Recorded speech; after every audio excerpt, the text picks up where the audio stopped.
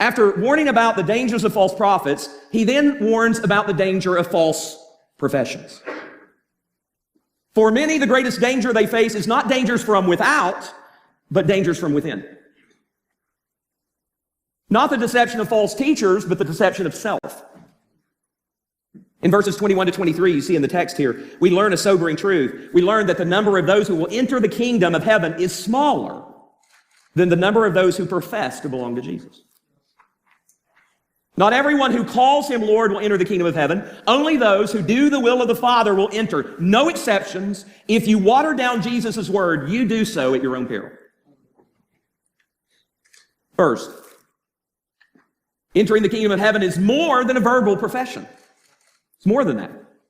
There are many who will profess Jesus as Lord who won't enter. And if we take Jesus' warning seriously, it's quite possible, maybe even likely, that there are people in this room who have said, Lord, Lord, but if judgment day were today, you will not enter heaven.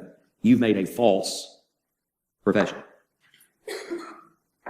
And this brings me back to the opening question. If you stand before Jesus on judgment day and he asks you why he should let you into heaven, what will you say? It's important to remember that Jesus is not issuing this warning to irreligious men. He's addressing those who were deeply committed to religion. Busyness, religious busyness won't get you into heaven. Examine their profession. I'm going to build and expand upon John Stott's observations that he made on this. First, it's an orthodox profession. Jesus is saying there will be those in the history of the church who will confess his divinity, Lord, Lord, but have no saving relationship with him. Second, their profession is passionate. Lord, Lord. The repetition emphasizes it's an enthusiastic profession. Third, it's a public confession. These were not mine's a private faith, thank you very much. Their profession was made for all to hear. They shouted from the rooftops. They felt confident in front of the King of Kings and Lord of Lords. The most stunning thing to me is how many people today think they'll enter heaven on far less claims. Much of today's cultural Easter, Christmas Christianity, it doesn't take nearly as much for people to show up to your funeral and believe you're in heaven. If you have the same likes and dislikes about social morals or certain political positions, you'll likely pass as a Christian.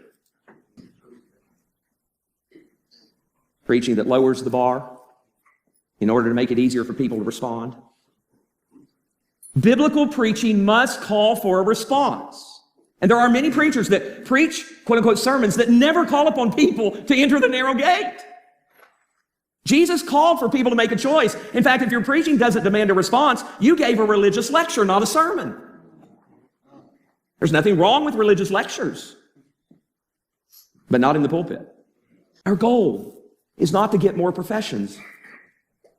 We're responsible to tell the truth, the whole truth, and nothing but the truth. So help me God.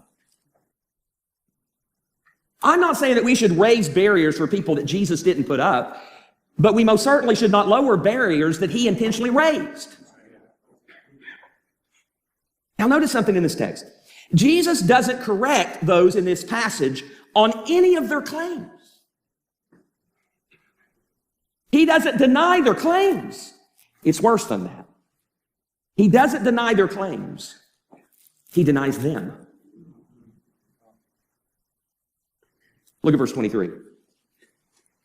Jesus says, then I will declare to them. Now that word declare means a strong confession. Now, I think that's interesting to get the full effect of Jesus' words. He essentially says there will be those who make a big confession as they stand before him on that day, and he will respond by saying, here is my confession about you. I never knew you. Depart from me, you who practice lawlessness. In one of the most penetrating passages in all of Scripture, it should shake us all the way down to the bottom of our feet. Jesus says, I never knew you.